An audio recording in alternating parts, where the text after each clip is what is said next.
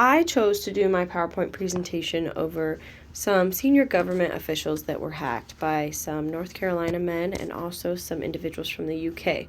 The first two individuals from the United States are going to be Andrew Otto Boggs, and he's 22 years of age. He goes by the name Incurcio for his screen name. He's from Wilkes County, North Carolina.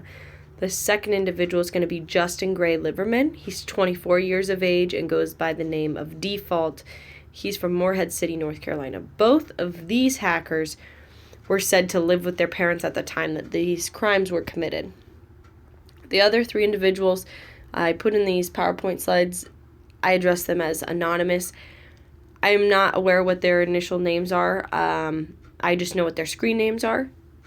I did a lot of research to try and figure it out, but it was not able to locate any personal information on these individuals, just their 17, or just their ages, I apologize, and their screen names.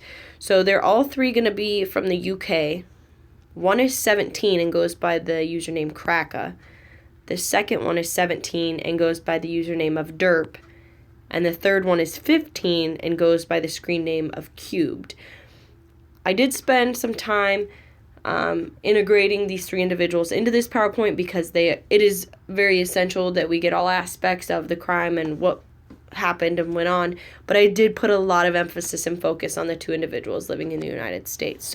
And as you can see from the last three slides, that all three of these individuals were investigated and arrested by British authorities in February of 2016. The association is Crackers with Attitude, CWA. It's an association that was established by the first anonymous young man who's 17, goes by the name Kraka, that we just discussed. He developed this group and invited his other two hacking friends to be a part of it. The group is credited with attacks against the CIA, the FBI, and police departments as well. There's many, many victims, and we're going to discuss some of them today, but the group of victims is pretty extensive in this case. So Andrew Boggs and Justin Liverman were able to become a part of this group because they reached out to the group called Crackers. They said that they wanted to help in any way possible. A big motive for this was because Andrew Boggs had hopes that if the ringleader Kraka were ever to be arrested for this hacking, that he knew he would be going away for a very long time because the Americans, he said, would not want to be embarrassed, so the sentencing would be very extensive for him. So he was in turn trying to obtain as much information as possible so that he could continue on the work and become the new leader of the group should this ever happen. He knew there were a lot of risks, but he had his own motives as well. So that's basically what was going on there and how they all became a group together. The crime that was committed, they all conspired together to harass and hack into government officials' accounts and post their private information online for everyone to see. To do this, they committed some unauthorized computer intrusions, identity theft, telephone harassment, social engineering, all of the above. The unauthorized computer intrusions are going to be the fact that they used the same methods as the FBI to get into these accounts, but they weren't authorized to do so, and they were definitely not welcome. Identity theft, impersonating another person, this was a huge one for them and was a huge turning point in why this was such a success. They use a lot of telephone harassment or phone bombing and social engineering as well. So we'll get into a little bit about each of those here in a minute. Some technical issues are that the hackers faced a huge issue because they weren't able to figure out how to get into these major accounts to begin with. Like I said, with the identity theft, they use impersonating the victims as a major way for them to get the information that they needed. So they would definitely use these individuals' accounts and their names to pretend to be their victims in order to get that information that they needed. It proved to be very, very successful.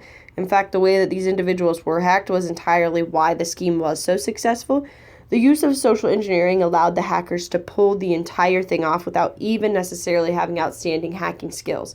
I'm not going to take anything away from the hackers and say that they weren't great hackers or anything like that, because they very well may have been, but in this particular case, it was not their hacking skills for the computer that pulled this off. It was their ability to hack personal relationships with people, to be charismatic, and to appear to be somebody that they weren't, whether it be over the phone or on social media. This is how the social engineering comes into play. Most of the passwords and personal information were obtained from victims themselves without them even knowing. So they definitely are hackers of the computer, but their ability to hack people's lives and pretend to be them is where the success from this story comes from. A major thing that these hackers have that most do not is that they had constant communication. They were able to talk constantly. There's history of emails that were sent back and forth. There's direct messages through Twitter and other accounts that have been documented and recorded, that this wasn't just a one-time talking type thing. This was a constant thing that happened over a few months period and was largely contributed as to why they were able to pull off as much as they did so quickly. The first leak was released on October 21st of 2015. This was just the initial attack. The rest happened from the time period of October all the way up until February of 2016, which we discussed February is when the 3 from the UK began to be investigated and arrested. So, and I already mentioned that this was an international offense, and Boggs and Liverman were from North Carolina. The other 3 are from Britain, and the victim group is nationwide. It has to be pretty big. So I discussed a little bit about the crimes that were committed, but not necessarily how they were committed. For the phone hacking or the identity theft, what the hackers did is they obtained as much information as they could from these victims, and then they would call their phone provider and pretend to be those victims to be able to be granted access into these accounts.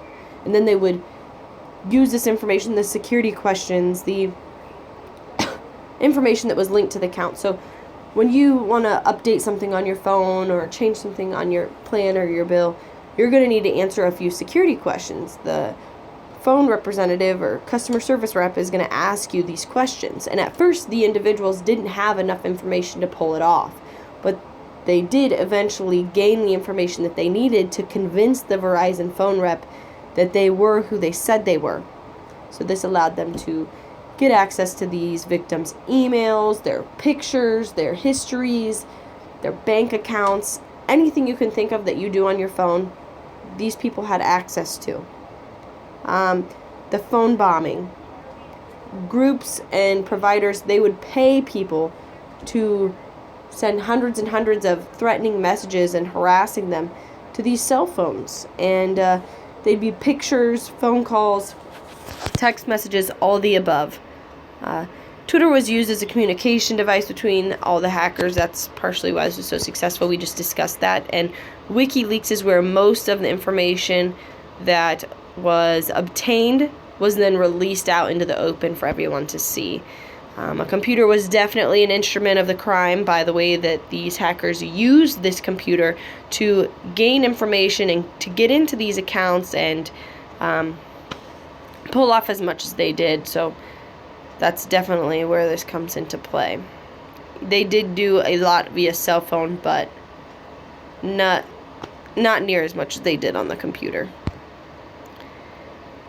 Some more victims. There was over 2,000 FBI agents, 9,000 Homeland Security, local law enforcement, Miami Police Force, CIA Director John Brennan, the Brennan family, Director of National Intelligence James R. Clapper. Lots and lots of people. Somebody I really focused on here in this presentation is John Brennan. He was made apparent and known in every single research document that I recovered and report that I read throughout trying to prepare this presentation. He was involved in them, every single one. So his personal email was hacked. Applications for security clearance were released. He was harassed with threatening messages. The hackers would actually use his social media accounts and screen names to promote their Free Palestine. They would do that in his name, so it looked like he was saying it was really coming from them. They released a lot of information about his family, and he was really hacked from all angles. I mean, his family, his personal life, his business, his work is all out there. So there were also the 2,000 FBI agents whose names, phone numbers, residences, all released. And actually both of the email accounts for work and personal accounts for FBI Executive Assistant Director Amy Hess and Deputy Director Mark Giuliano were hacked, and information was stolen from both of those as well.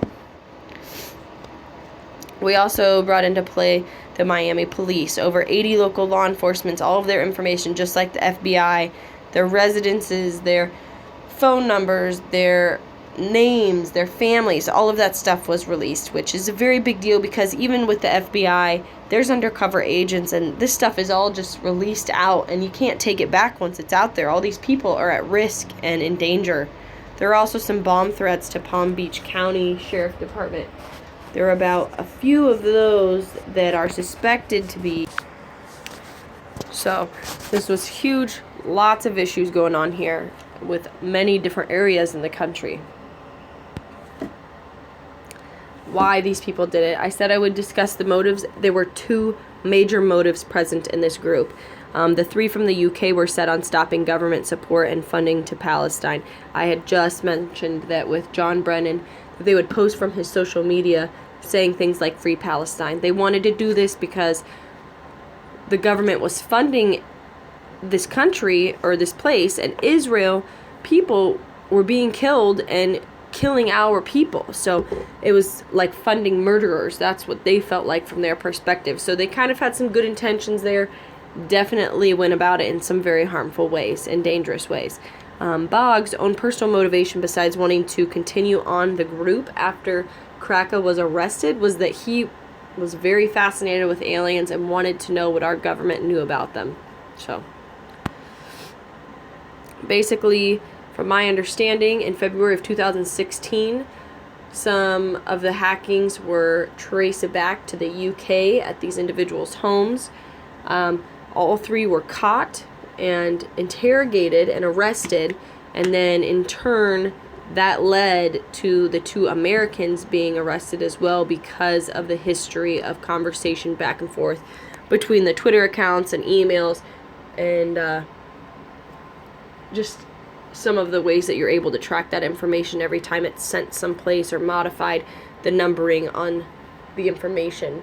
They were able to track all of that stuff down. So charges, Andrew Otto Boggs, he's arrested in September of 2016, so there's much of a delay between when the three were arrested in February to when Andrew, and also, next slide, Justin Liverman was also arrested in 2016 of September. So big gap there. Lots of investigating going on, but he was essentially charged with falsely impersonating a U.S. officer or employee, conspiracy to commit offenses against the U.S., aggravated identity theft, harassment, false information and hoaxes, and he's expected to plead guilty. I have not been able to find any information on him actually pleading guilty. I don't know if I know his court appearance is supposed to be right around the corner, but I haven't found any information or evidence that it's actually already occurred. So I'm not quite sure how that went or how that will go, but he is expected to plead guilty. I was able to pick up some information off of that from some FBI agents' posts, and some investigators in the case were able to clarify that, as well as his lawyer. So Justin Liverman, also arrested September. So he already has actually been to court and is just waiting for his sentencing. He was arrested in September of 2016, as I've said. He wanted to avoid federal indictment. He entered a plea, conspiracy to commit offenses against the U.S.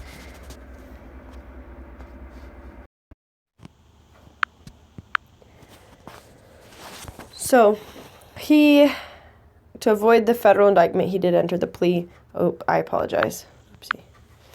Oopsie. Anyway, so he entered this plea in conspiracy to commit offenses against the U.S.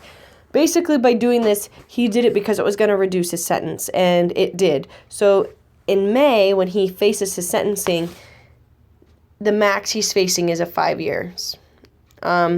He was charged with aggravated identity theft, falsely impersonating a U.S. officer, employee, harassment, false information, and hoaxes. So he and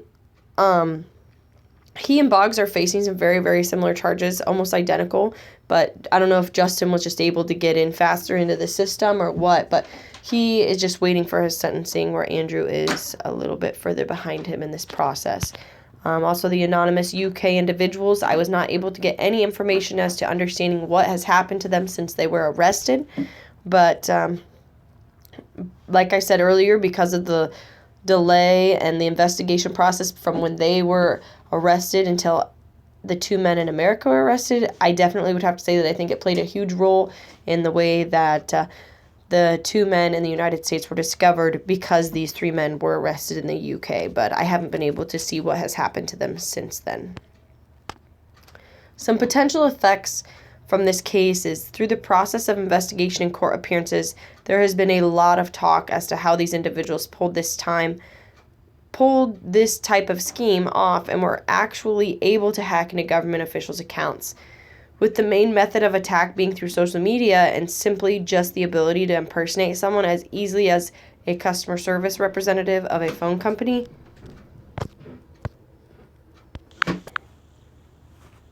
So, because they were able to social media and simply just the ability to impersonate someone as easily as a customer service representative of a phone company, it can be assumed that some changes will be being made. I apologize. I butchered that.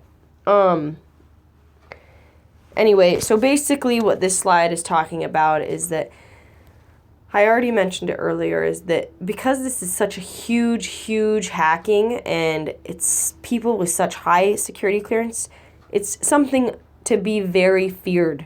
And it's not just the hacking. It's not just, oh, there was a really smart individual good with computers, he hacked into these accounts. These were kids that were able to do this by just pretending to be something that they weren't over social media. There's going to be some huge changes that are talking about being made, and that we possibly don't have enough security and checks and balances for these accounts, and that needs to change, because the security protocols, they need to tighten up. These things, they cannot be happening. So these are some huge potential effects that are going to be going on here shortly. Other than that, that pretty much wraps up what my PowerPoint was about. Following, we have my 6 sites that I cited and used throughout this presentation, and that's about all I got for you. So thank you for listening, and I really appreciate it.